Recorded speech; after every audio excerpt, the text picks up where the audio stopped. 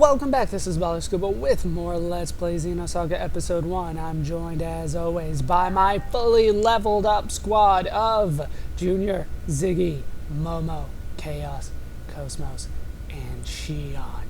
Like I said, we are fully leveled up. I will go over that more extensively in a bit, but first, we have something to take care of before moving on, and that is that I have gotten all 5 drill keys. So let's head back to the drill passport here. We can go to driller headquarters or whatever it's supposed to be called, and we can get our damn prizes.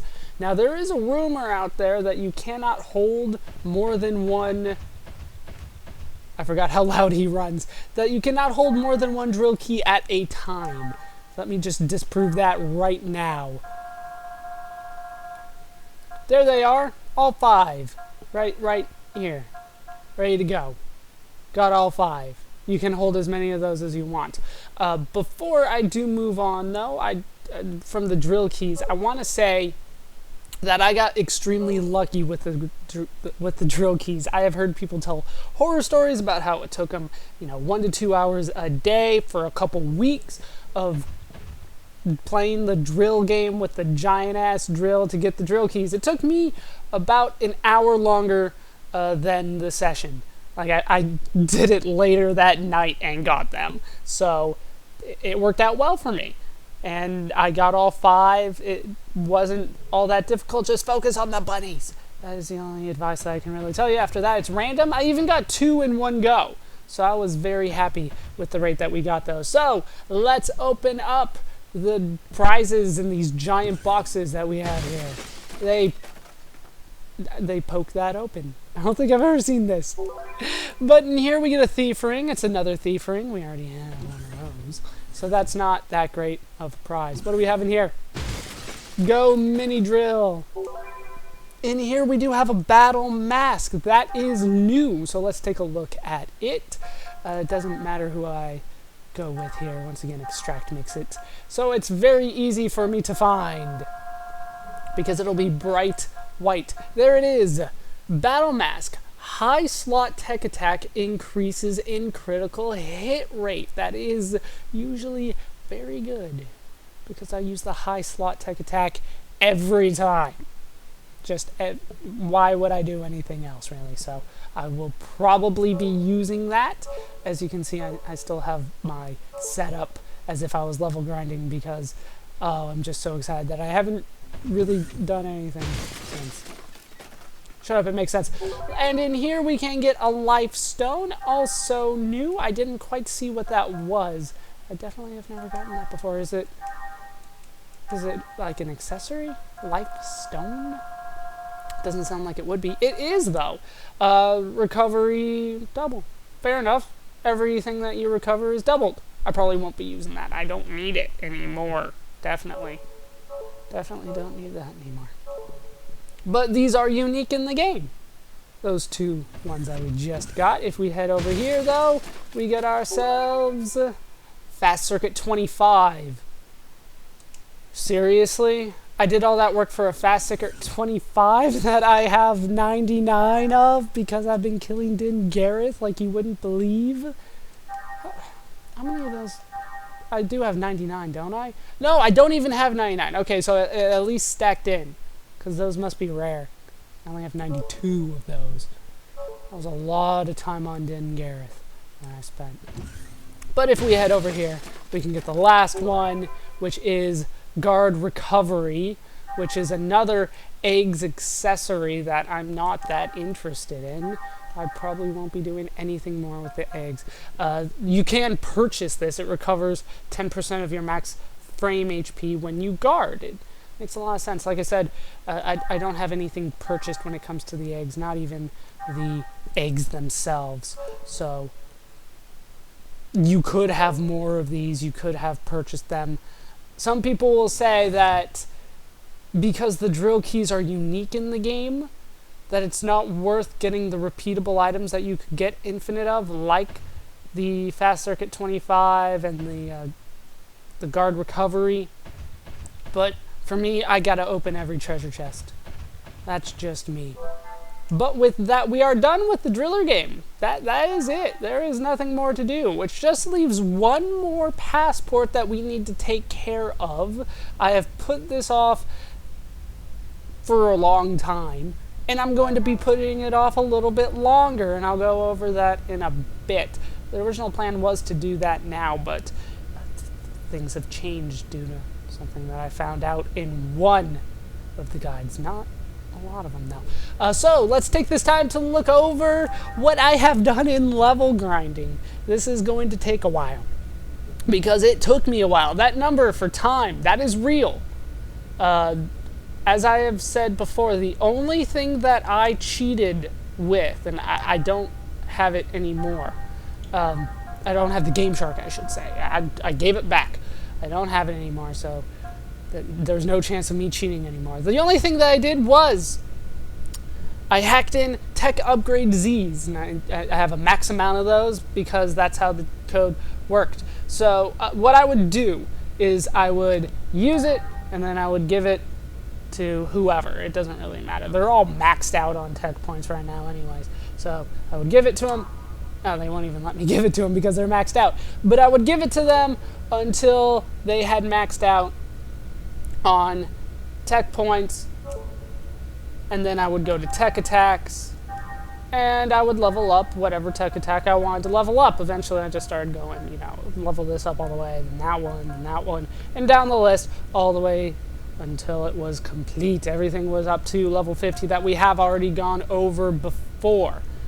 The reason that I do that in detail, tell you how I did it, is because I want you to know that doing this system where I just rapidly feed people tech points and then spend them, it took me 4 hours in real time to max out the tech attacks. That 1.5 million points per character estimate, even when you have infinite tech upgrade Z's, which only give you 100 points, and remember, that's the best one in the game. Z is as high as it can go. It took me 4 hours of button mashing, and my thumb still kind of hurts, and that was a couple weeks ago. Well, not really, but it hurt for a couple days, that's for sure, to get that done. It took me 4 hours. And that's not all the tech points that you need in this game if you want a perfect party. I don't have a perfect party. I refuse to get a perfect party. Because in order to get a perfect party, you need to do what's known as stat bouncing. That's when I start looking at the character's stats. Now, I want to say that I have a base stat level 99 party. However, when I look up online what that should be, they're telling me that I leveled up something with chaos. I'll go over that when I get there. I don't remember doing it. It might have been a fit of weakness when I had struggled with a certain boss that I used it and leveled up. It turned out vitality with chaos, but I don't remember doing it. I honestly don't, but it has been a long time. Might have to go back and look at the footage and see if I said I did it, because I wouldn't have done it without saying it. But now, I want to show you guys the level 99 party. As you can see, the HP and EP aren't that great, especially the HP. Nobody's above 2,000 HP. Let's go over that. Let's go over their stats, and then I'll go over why that kind of stuff happens. So Junior, he's got some good stats, surprisingly. I always underestimated Junior. He's actually, by my calculations, probably the third best character stat-wise. Not necessarily the third best character overall, but stat-wise, third. He beats out Xion for third. I always consider Xion third, but stat-wise, he is third. His strength is a little high because I do have that on him. His base strength is actually 81. Should I have no gun on him, but I can't actually unequip the gun, the weapons, for whatever reason. But if you look at his stats, he's actually pretty quick. He's actually, this is surprising to me. His ether attack is the second best in the game. He has a very good ether attack. I don't know why. I really don't. But he has the second best ether attack in the game. That surprises me. Next up we do have Ziggy. Ziggy, stat-wise, is the worst in the game. There's no way to put it. He is a slow tank. He has the most HP in the game, which is 1920. He has the lowest amount of EP, which is not surprising. He hardly ever does that kind of stuff, and as you would expect, he has the lowest ether attack in the game. His strength is the best. I think that, what is his base strength? His base strength is 94, but the weapon levels that up. There you can see with the BMP 55SX that the base strength goes down to 94. That is the base for him. He is also the slowest character in the game. Notice how the agility has remained constant throughout the game. You cannot level up agility whatsoever. But the stats, you know, they give me 3 digits, but I have max level, and I only have 2 digits on a lot of this stuff. It's not a nice game. Momo! Her physical attack is up by 12, so her base strength is 70. That is by far the lowest in the game. In terms of her HP, it's low. She is a pure mage character in build, right? Wrong. She is built like a mage, but her ether attack is low. It's actually the 4th highest in the game, which means that there's 3 people with better ether attack than Momo. And she's a weak mage, in my opinion. I don't know why they built her that way, but she is the fastest character in the game. Her dexterity and evade are very high. She doesn't get hit very often, but when she does, it hurts. And she doesn't have very much HP to cover anytime she actually does get hit. KOS is awesome. He's not the best character in the game. I think we all know who the best character in the game is, but he is second. And it's actually a pretty distant second. He's stat-wise. I'm still going by stats, but if you want to go by his attacks, I would say he's up there. His strength, of course, is a little high. It would be 82 base if he didn't have the gloves on. But outside of that, he is damn good. Notice his ether attack, as you might expect, it is damn high. It is actually not the best in the game. That surprises me. I have the numbers in front of me. That's why I keep on checking them. But he's a great overall character. Definitely one of the better characters in the party. KOS-MOS is far and away the best character in the game, stat-wise. It's not even close. She has a little bit slow agility. Yeah. But I'm going to get over it, because her strength and her ether attack, well, her strength is the second best in the game. The ether attack, she has the best ether attack in the game, 94. KOS-MOS does, not the mage characters, KOS-MOS. She has a ton of HP, her EP is even high. She's just overall the best. You put some speed shoes or something on her to speed her up, and she is set and ready to kick ass. I think we all saw that KOS-MOS was going to be the best in the game, but the thing that surprises me is how much of a landslide it is if you don't do something. We'll go over what that is real quick, but I do need to go over Xion. Xion is a pretty big disappointment for me, to be honest with you. Her strength is pretty low. Her ether attack is also low. It's crazy to me. It's tied for 4th in the game. There's only 6, and she has the 4th. Whatever. What's really surprising to me is, as reliant as she is on ether for this game, she has terrible amount of ether points. She only has 85 compared to everybody else. Notice that only Junior and Ziggy have less ether points than she does. And she has the summons, which cost the most EP, and she can't transfer those around. It's kind of weird to me how they set this up. But with that said, these stats are not supposed to be how you end the game. Is probably the best way for me to put it. And Chaos, for the record, his vitality is supposed to be 82 based on what I see online, but like I said, I don't remember ever using tech points to level that up. I just don't remember doing it. If I did, I didn't mean to, and I apologize. But the using the tech points here, I do want to go over this. Let's take a look at Ziggy for this. Now, the way that this works, and this is a convoluted system that I never have liked in any game, and it's really no different here, is that you can waste a level up, and I hate that.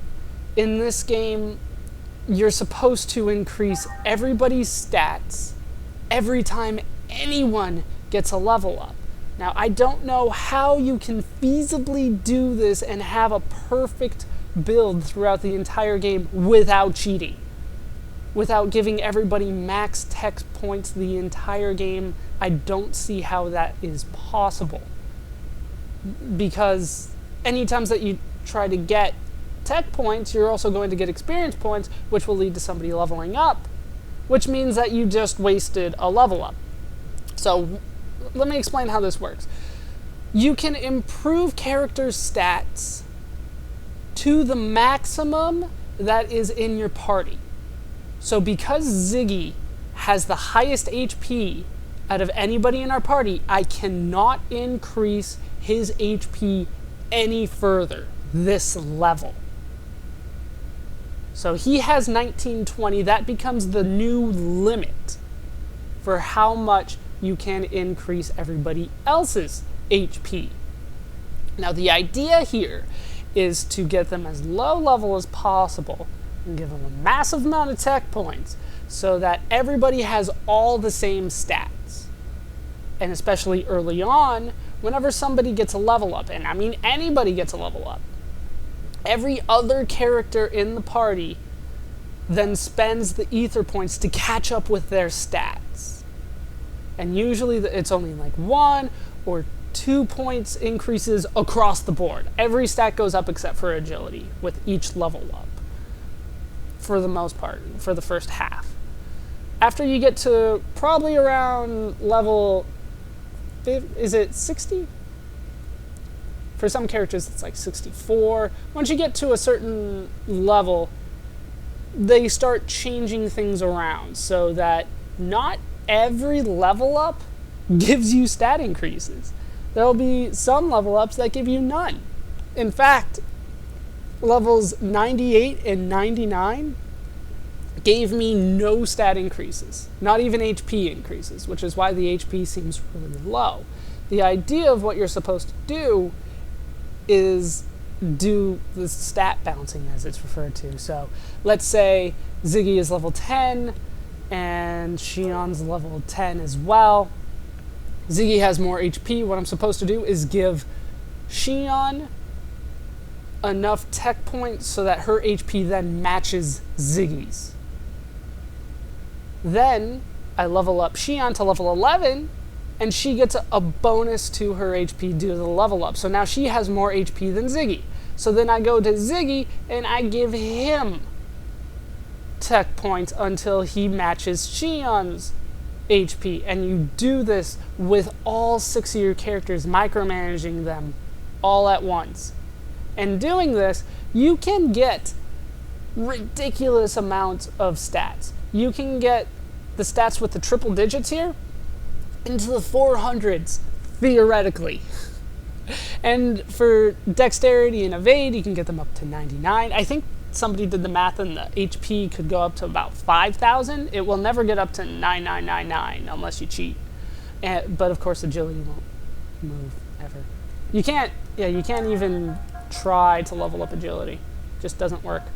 So if I were to go to the person with the second most HP here, just to re-emphasize the point, who has the second most? KOS-MOS has the second most HP. She can level up her HP to 1920, and that's as far as it can go. You hear me pressing up. It won't go up any further than that.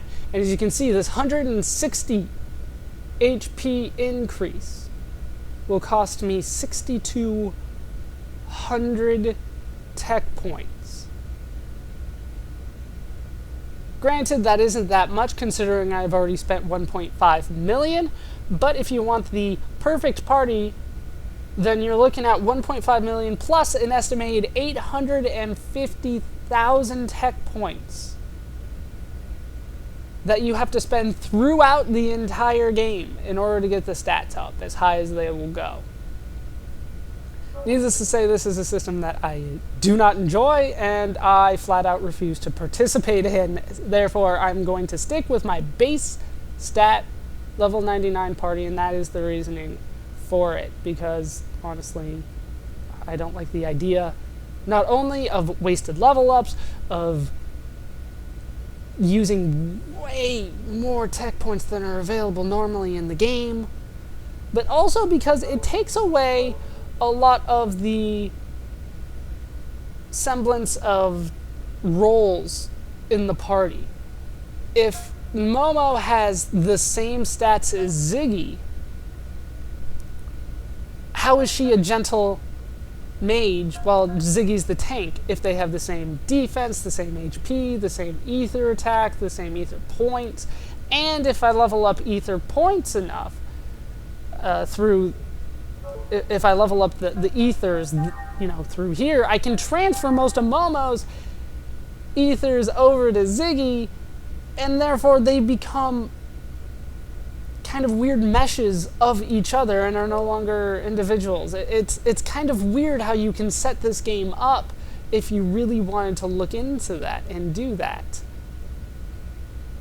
And I don't like that kind of system, so I'm sticking with the base level 99, and I have talked about this way too much, and this has probably been a very boring video, and I apologize for that, but I did want to get that off my chest, the stat bouncing, why I did not want to do it, why I haven't done it, because of course if you want to do this perfectly, you can't start at level 99 with an infinite amount of tech points.